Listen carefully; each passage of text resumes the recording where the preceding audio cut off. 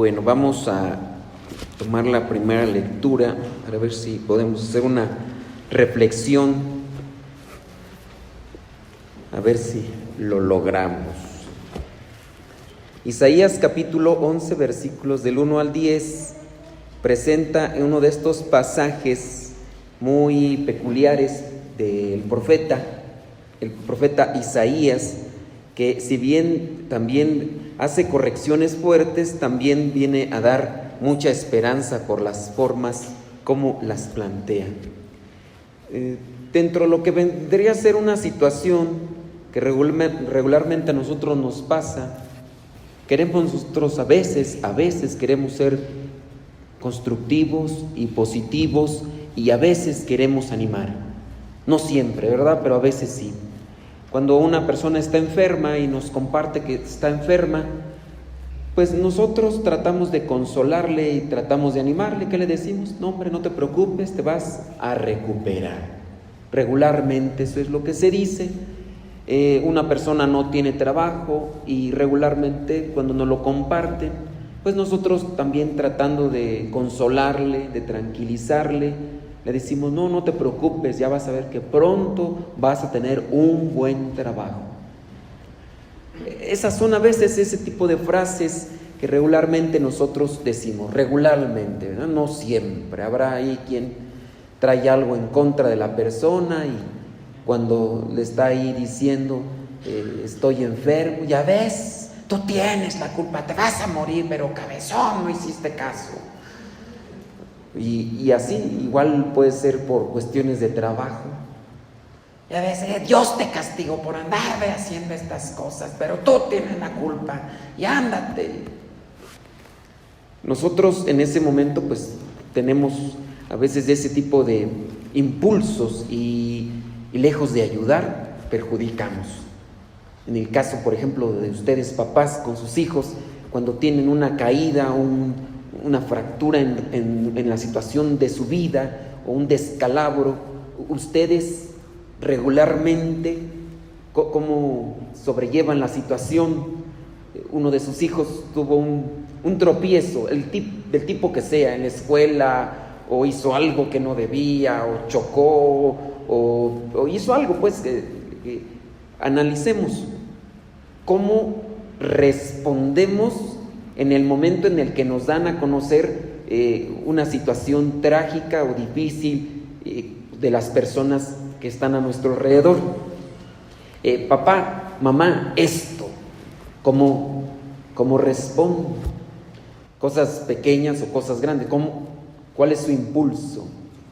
Porque ahí también nosotros debemos de analizar en el sentido de que somos profetas, pero nos dejamos llevar por el enojo quizá, si a lo mejor le prestaron el carro y lo chocó, o a lo mejor en la escuela no le echó ganas, porque tú mirabas y le decías, ponte a estudiar y no estudió y reprobó y llegó, ¿qué crees? Reprobé y la colegiatura tan cara o tanto que invertimos en esto y ¿cómo responde? ¿Cómo respondemos, verdad? Porque entre todo puede ser también aquí, a lo mejor en el contexto de la iglesia, que de repente uno deja un encargo y de repente aquella persona que tenía el compromiso de realizar esto y no lo hizo y viene y lo dice y cómo respondemos. Ojalá y que seamos profetas de Dios, que alentemos, que demos confianza y que demos esperanza. No sé, a veces se escuchan cosas muy crudas, muy fuertes y hasta dolorosas.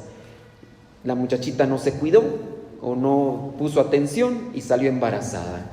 Y a veces tiene miedo de enfrentar al papá o a la mamá para decirle, esto pasó. Y tiene miedo, ¿por qué? Porque pues ya en otras cosas a lo mejor más pequeñas le ha ido como en feria. Y entonces ahora ni cómo decirle esto todavía con una gravedad muy grande, ni cómo decirle. Nosotros a veces podemos llevar a que la gente cometa todavía pecados más graves. ¿Qué podría cruzarle en la mente a una muchachita que salió embarazada y que tiene este tipo de confrontaciones con los papás demasiado álgidos o agudos o estrepitosos? la muchachita pudiera pensar en un pecado grave, más grave todavía. Si bien es un pecado el andar ahí haciendo este tipo de cosas, pero ¿a qué le podría uno a orillar a la muchachita? Pues a pensar en acabar con la vida de aquella criatura que no tiene ninguna culpa, no tiene absolutamente nada que ver en esta situación. Entonces, ojalá y analicemos que el profeta tiene que dar esperanza, el profeta tiene que ayudar, tiene sí que corregir, tiene que acomodar las cosas, pero estamos llamados a dar esperanza y dar ánimos. Y para eso pues hay que estar sintonizados con Dios. Esto se los comparto porque hay una situación que se está dando en el tiempo en el que el profeta Isaías comenta esto. Si bien nosotros a partir del versículo 1 hasta el versículo 10 encontramos un discurso de esperanza, vamos a ver el versículo 1, dice: de ese tronco que es Jesé sale un retoño brota de sus raíces. El Espíritu del Señor estará continuamente sobre él y le dará sabiduría, inteligencia, prudencia, fuerza, conocimiento y temor del Señor. Él no juzgará por la sola apariencia. Y hace una descripción, ¿no?, de cómo será aquel que vendrá, dice, de el retoño que brotará de las raíces. Más adelante dice en el versículo 4: juzgará con justicia a los débiles, defenderá los derechos de los pobres del país. Sus palabras serán como una vara para castigar al violento, y con el soplo de su boca hará morir al malvado. Siempre irá revestido de justicia y verdad. Entonces el lobo y el cordero vivirán en paz, el tigre y el cabrito descansarán juntos, el becerro, el león.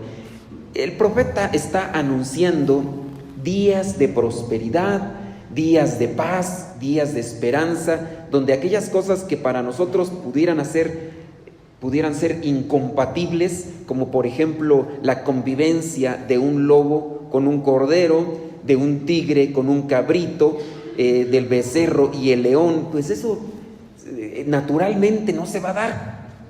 No es que ya el león va a ser, ¿cómo le llaman de estos que comen hierba? Herbívoros. No va a ser herbívoro, ya iba a decir vegetariano, pero no va a ser herbívoro. El león, el oso no van a ser herbívoros, no va a pasar. Pero el profeta utiliza estas formas para dar esperanza y dar tranquilidad a un pueblo que está siendo realmente sacudido, y está siendo sacudido por su culpa, porque el pueblo de Israel ha sido desobediente. El pueblo de Israel no ha cumplido con aquella promesa que hizo para con Dios. ¿Y qué está sucediendo? Ustedes pueden revisar el capítulo 10, donde ya empieza a describir cómo los asirios están atacando al pueblo de Israel. Y entonces vendrá incluso hasta un destierro.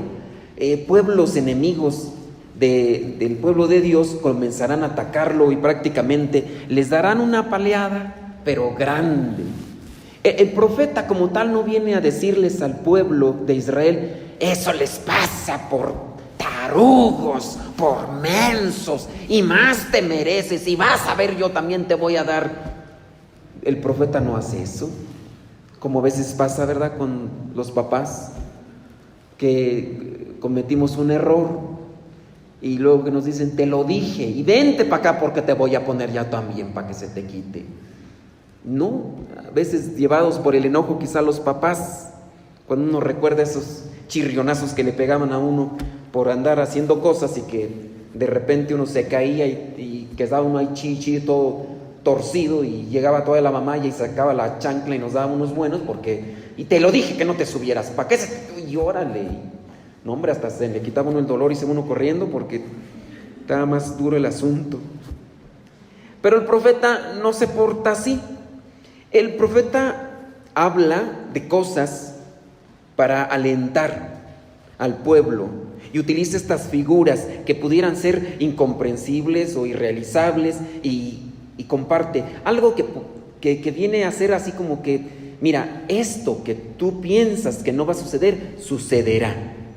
Y no es que Dios no tenga poder para hacer que el león sea herbívoro, no, Dios tiene poder para hacer eso, pero no se está refiriendo solamente a una forma literal o como podría ser aquí así, natural, que cambien el orden natural de las cosas. No, está hablando de lo que es capaz de hacer Dios cuando pareciera ser que para nosotros ya no hay esperanza, cuando las cosas ya no tienen remedio, que las cosas ya no tienen una solución, y viene Dios y nos dice, hay solución, hay esperanza. Solamente hay que mantenerse firme en el camino de la rectitud, de la lealtad, del compromiso, y Dios vendrá a salvarte. Y esa es la promesa que Dios estará presentando a través de este profeta, y sin duda aquí a quien se está refiriendo es a Jesús. Se estará anunciando de una forma así como metafóricamente de las cosas. Veamos por ejemplo el versículo 7. La vaca y la osa serán amigas, y sus criadas descansarán juntas. El león comerá pasto como el buey llamero. El niño podrá jugar en el hoyo de la cobra. Atrévete. Podrá meterla. Pero hay veces juegan con nosotros algunas personas, porque hemos visto, yo no sé si ustedes han visto, a un chiquillo, una niña, niño, no sé qué es, porque está en morrillo así, y está encima como de un tapete, y está una cobra, y la cobra pues ya saben cómo se levanta, y la chiquilla o el chiquillo abraza a la cobra, y la cobra se le avienta, y dicen, ay, no le pasa nada, y pues no falta, ¿verdad? Ay, milagro, Dios ya empezó a manifestarse, ahí está el primer milagro. Le digo, sí, pero díganle que a la cobra le quitaron los colmillos. Díganles que le quitaron los colmillos y que por eso la cobra muerde, pero no puede inyectar nada de veneno. Eso es lo único que no dicen. A veces nosotros malinterpretamos y distorsionamos la palabra. Pasó en Estados Unidos, pasó en Argentina, pasó en Perú, creo, en varios lugares donde algunos pastores evangélicos, para tratar de hacer que la gente no se duerma, agarraban serpientes de cascabel y las agarraban en sus manos. A la vez que estaban predicando, decían, el Señor tiene poder, el Señor me va a librar. Y agarraban las serpientes de cascabel y se las pasaban de una mano a otra. Y pues ándeles, pues que las serpientes mordieron a los pastores, y 2 o 3 de ellos han muerto porque los mordió la serpiente de cascabel. Otro de ellos, esto fue no me acuerdo en qué país, otro de ellos se metió a un zoológico donde están un león y una leona, se metió y empieza ahí a hablarles de la palabra de Dios. Dice, así como libró al profeta Daniel, a mí también me va a librar.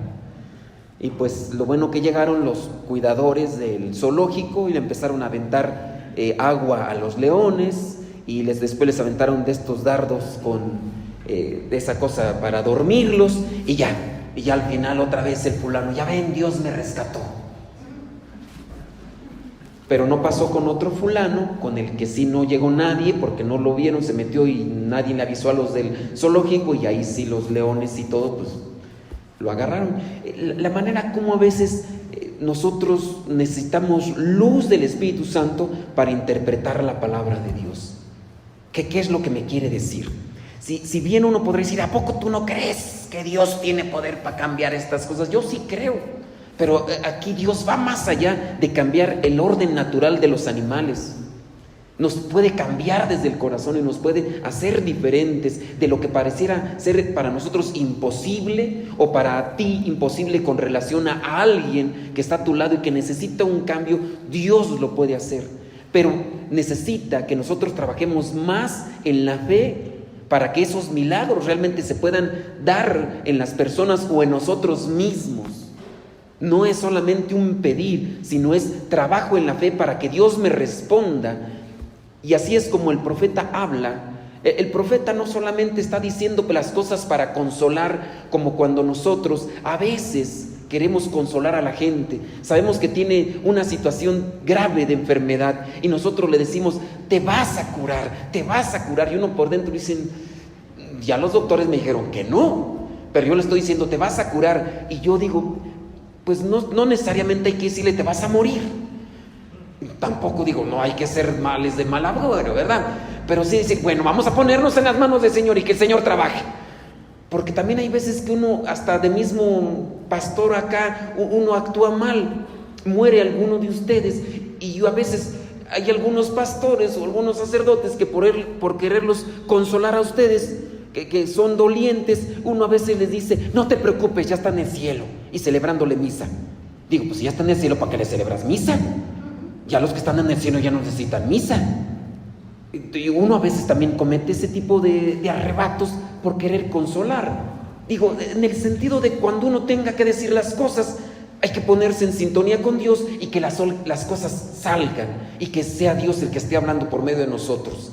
Pero sí también hay que estar en esa sintonía para no estar dando falsas esperanzas, porque también en eso uno destruye la fe. Cuando uno dice las cosas, cuando no está uno conectado con Dios y uno da esperanzas, cuando en realidad no es lo que Dios te está diciendo que le digas. Y uno puede decirle no sé, se me ocurre, uno puede acercarse con un muchachito y su mamá enferma y uno puede decirle, no te preocupes, el Señor la va a salvar. Y si de repente la mamá muere, el chamaquito va a quedar entonces y decir, tú eres un mentiroso, tú me dijiste que el Señor la iba a curar. Y entonces uno podría cometer ese tipo de absurdos. Por eso es tan importante conectarnos con Dios para hablar en nombre de Dios y que las cosas salgan como Dios nos las inspira en el momento, no para consolar meramente en una cuestión humana, sino para decir lo que Dios me está queriendo decir y que le transmite a esta persona. En eso hay que trabajar mucho, porque pues no es algo tan sencillo. Uno a veces no comprende, uno mismo está a veces predicando, o a mí me ha tocado atender a algunos enfermitos y yo ni me acuerdo qué les dije, y ya de repente llegan y dicen que dije esto y que dije el otro, o a otras que no podían tener chamaquillos, ahí les dije, pues vas a tener un chamaquillo, y hasta les digo qué va a hacer, y a veces se da, hay veces que no. Pero Dios se manifiesta. Digo, pues quién sabe, yo a veces me pongo así a concentrar cuando me piden que les imponga las manos o que les haga una oración y yo me concentro. Ay, Señor, manifiéstate. Y no pasa nada. Y hay veces que hago las oraciones así como, ay, pues ya el Señor que trabaje. Y ahí es cuando a veces pasan las cosas. Entonces yo a veces ya, pues yo digo, ay, ya, Señor, sí, hasta cierro los ojos, digo, ay, que sienta calientito. Y no pasa nada a veces, y con las que uno ni ha buscado eso, con esas son a veces con las que pasa. Por eso mejor, ay Señor, mejor tú trabaja ya lo que se haga. Pero sí hay que estar conectados con Dios. Retomando la lectura del profeta Isaías ante esta situación complicada, un pueblo desobediente, un pueblo que está recibiendo el castigo o está recibiendo las consecuencias de sus malos actos. El profeta actúa dando esperanza porque es inspirado por Dios, él está conectado con Dios y comienza a hablar sobre estas cosas que Dios le anuncia a su pueblo. Ellos las van a ver, quizá no, pero el Señor siempre cumple. No es como nosotros prometemos y decimos cosas. El viejo fue infiel, o el viejo fue agarrado en la maroma, con las manos en la masa. Y el viejo entonces, ya para querer tranquilizar a la esposa, le promete un montón de cosas y a veces no se cumplen. ¿Y por qué no se cumplen? Porque nada más las prometió, pero no se esforzó por cumplirlas. Pero Dios no es así. Dios lo que promete, lo cumple.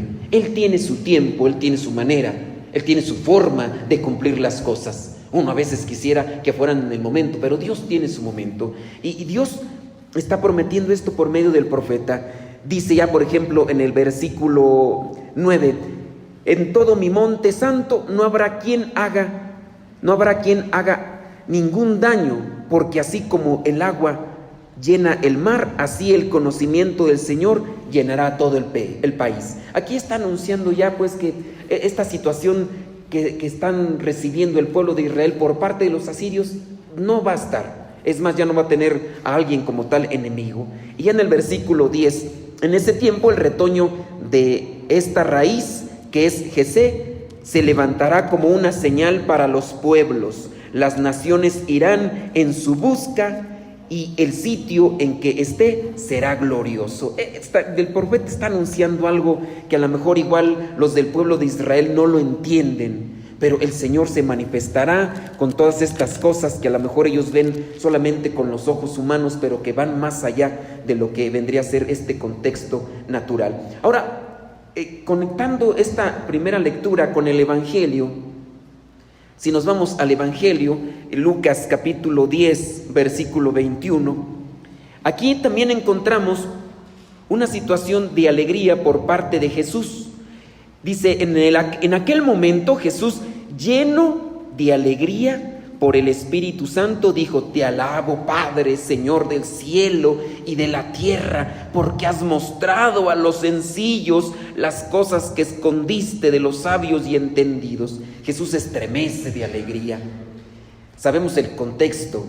Están regresando estos 72 misioneros que fueron enviados de dos en dos a anunciar la buena nueva. Y entonces han llegado con Jesús y ya empiezan allá a decirle a Jesús todas aquellas cosas que hicieron y que vieron con sus propios ojos. Y Jesús se alegra porque estas cosas las está viendo no gente que está en el templo, conocedora de la palabra, o aquellos que son los fariseos o los maestros de la ley. No, es gente sencilla que a lo mejor ni sabían leer. A lo mejor ni tenían mucho conocimiento. Algunos de ellos pescadores, otros a lo mejor carpinteros, otros agricultores, otros a lo mejor eran unos flojos. Pero Dios los agarró y hizo de ellos instrumentos de la buena nueva. Y allí estamos nosotros. Cuando el Señor a nosotros nos toca, nos llama y nosotros somos dóciles a su palabra, y nosotros podemos ser esos instrumentos de la buena nueva, anunciadores de la buena nueva. ¿Qué necesitamos entonces para ser profetas del Señor? Humildad. Necesitamos disposición, docilidad, generosidad. Y por medio de nosotros, aunque no tengamos los conocimientos de filosofía, de teología, que no tengamos esos conocimientos que a veces podemos tener algunos de nosotros los sacerdotes, otros tienen más, obviamente, pero aunque ustedes no tengan estos conocimientos, a veces ustedes son mejores portadores de la buena nueva incluso que hasta nosotros. A veces nosotros nos llenamos de soberbia, a veces nos llenamos de ese orgullo, somos patanes, somos fríos, secos, y somos hirientes incluso cuando los tratamos. Y a veces ustedes, no teniendo estos conocimientos de teología o de filosofía, son mejores portadores de buena nueva, de esperanza, son conciliadores. Nosotros a veces, cuando nos dejamos llevar por ese ego, por esa vanagloria, somos los que causamos los problemas, somos los que causamos división.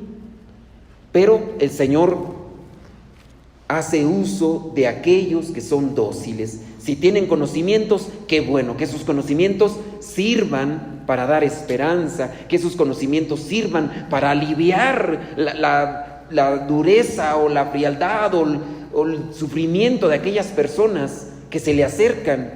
Si ustedes no tienen conocimientos de esos, no se agobien. Hay veces que ustedes dicen: ay, es que a mí no se me pega nada. Ya tomé este curso y este, y hay algunos que ustedes que no. ¿Quién de ustedes a lo mejor no se atreve a dar cursos bíblicos porque se cree bien inútil? A lo mejor sí lo son. Pero Dios va a hacer uso de ustedes. Ustedes sienten ese impulso. Ustedes piensan que les iba a decir otra cosa. No. Porque es que Dios hace uso de nosotros, independientemente de nuestra circunstancia, y nosotros somos dóciles, en nosotros trabaja Dios. ¿Ustedes se acuerdan del Padre Gonzalo algunos? Uy, tienen su altar ahí con flores, de seguro ahí en su casa.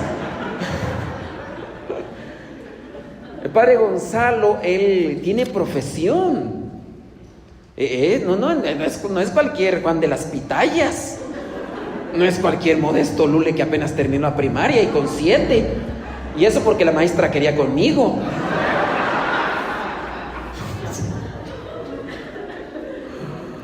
No, el padre Gonzalo, profesionista. Es más, él no tuvo ni que hacer, ¿cómo le llaman esa cosa que hacen al final? ¿Tesis o qué?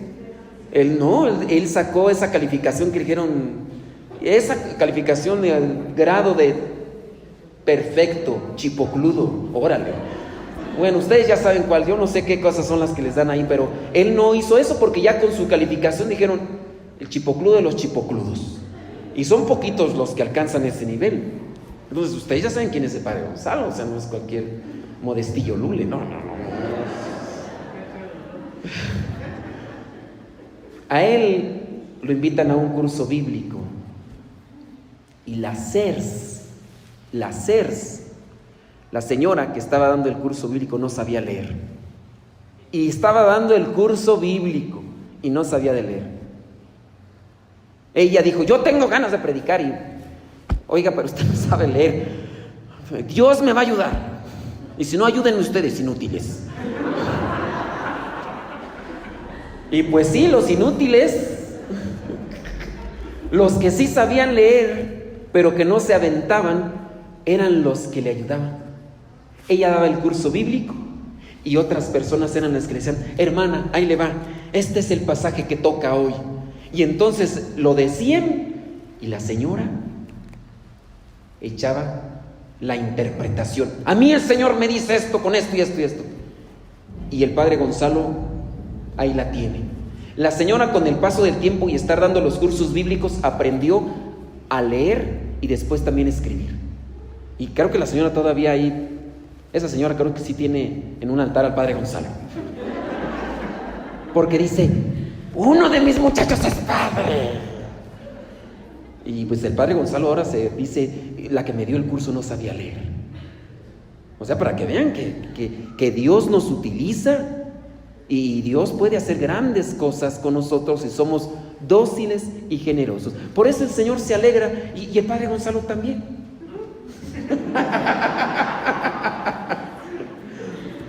Porque por medio de aquella mujer, no sé si esté casada, no sé, pero por medio de aquella mujer, Dios le habló al padre Gonzalo. El padre Gonzalo tenía su profesión, él pensaba hacer su despacho con un amigo que tenía ahí, compañero, ya se pensaba casar. El padre Gonzalo tenía la novia y ya planes y todo, pero el Señor llegó y dijo, esos son tus planes, chiquitito, los míos son estos.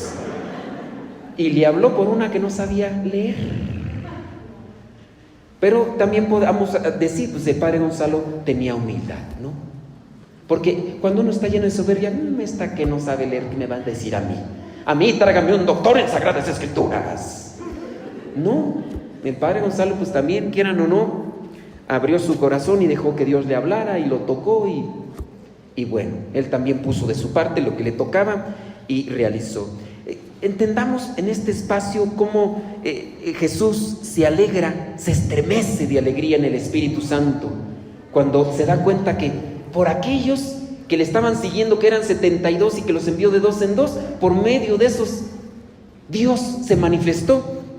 Por eso se estremece. Ya ustedes podrán ver ahí en el versículo 17 al 20, que son estos versículos que no se proclamaron el día de hoy, pero ahí es donde comparten estos 72 lo que vieron y lo que Dios hizo por medio de ellos. Y ya después Jesús hace una oración de acción de gracias. Te alabo, Padre, Señor del cielo y de la tierra, porque has mostrado a los sencillos las cosas que escondiste de los sabios, de aquellos que se creían los fariseos, los maestros de la ley, aquellos entendidos. Sí, Padre, porque así lo has querido, así lo quiere el Señor, manifestarse en los sencillos. Y ya después dice, mi Padre me ha entregado todas las cosas. Y ya después, versículo 23, volviéndose a los discípulos, les dijo a ellos solos, dichosos quienes vean lo que ustedes están viendo, porque les digo que muchos profetas y reyes Quisieron ver esto que ustedes ven y no lo vieron. Quisieron oír esto que ustedes oyen y no lo oyeron. Estamos hablando ya de lo que vendría a ser estas profecías. Mirábamos ahorita el profeta Isaías en este capítulo 10, capítulo 11, en el capítulo 11. ¿Cuánto no hubieran querido ver esto aquellos profetas? Lo mismo que ellos anunciaron. ¿Cómo nos gustaría ver? Pues no, en tiempo de Jesús no se dio eso de la convivencia de estos animalitos, no. Pero sí se da esa convivencia que pareciera ser que a veces es imposible. Esa convivencia de estas personas que tienen un pleito a muerte, odio a muerte. Pero cuando llega la palabra, convierte el corazón, los doblega, y lo que no pudieron hacer las palabras humanas, los consejos de sus familiares, lo pudo hacer la palabra de Dios. Lo que quizá a lo mejor no pudo hacer el consejo o el llamado de la mamá hacia los hijos viciosos, a la corrección, lo que no hicieron esas palabras humanas, lo vino a hacer Dios. Por ahí de vez en cuando a veces llegan algunas señoras a las casas de formación y ven a las hijas que están en este proceso de formación, y algunas de ellas manifiestan su asombro y les dicen: mira nada más. Y ahora hasta las hijas les enseñan la mano: mira mamá, cómo traigo las manos con callos, he hecho tortillas. Y dicen: y en la casa ni un plato, mendiga, querías lavar. No cambiabas, volteabas las tortillas con tenedor. Y mira, o sea, Dios actúa. Y Dios trabaja en la medida en que nosotros nos dejamos. Entendamos que estamos llamados a ser profetas de esperanza, a ser profetas de salvación. Hay que cuestionarnos nosotros que ya estamos avanzados en estos menesteres, y hay que preguntarnos cómo estamos actuando cuando una situación caótica o difícil nos viene a confrontar. ¿Somos anunciadores de esperanza, de fe? ¿Somos anunciadores de cosas buenas? ¿O somos de los que golpeamos todavía para que se complete más la situación? ¿Hemos sido nosotros sencillos? ¿Nos hemos dejado moldear por el Señor? ¿Nos hemos dejado trabajar por el Señor de manera que por medio de nosotros, con conocimientos o sin conocimientos, Dios actúe? Si no ha sucedido así, todavía tenemos tiempo, tenemos vida, hay posibilidad. Si hay vida, hay esperanza, y si nosotros nos agarramos del Señor, estas cosas todavía se pueden dar. Ante esa relación, esa convivencia de estos animalitos, del niño con la cobra y eso, a lo mejor todavía hay cosas por ahí que con la suegra o con la nuera o con algún hermano, con alguien que todavía no se da esa relación, esa convivencia. Pongamos las cosas ante la presencia de Dios, que Él trabaje en nosotros, más que insultar, más que ofender, más que criticar. Mejor hagamos oración unos por otros para que también el Señor trabaje y se den estas convivencias que pareciera ser en algunos casos imposibles o inalcanzables. El Señor es grande, el Señor trabaja, nosotros hay que dejarnos moldear por Él para poder ver los milagros. Dichosos ustedes quienes vean lo que ustedes están viendo. Si lo estamos ya viendo, gloria a Dios. Y si no, trabajemos en ello para que lo podamos ver. Y si no lo podemos ver nosotros, por lo menos que lo vean las generaciones o nuestros familiares que a veces están un tanto desconectados de Dios y que necesitan también de estos milagros. Pues pidámosle a Dios que nos ayude y nosotros dejémonos ayudar por Él.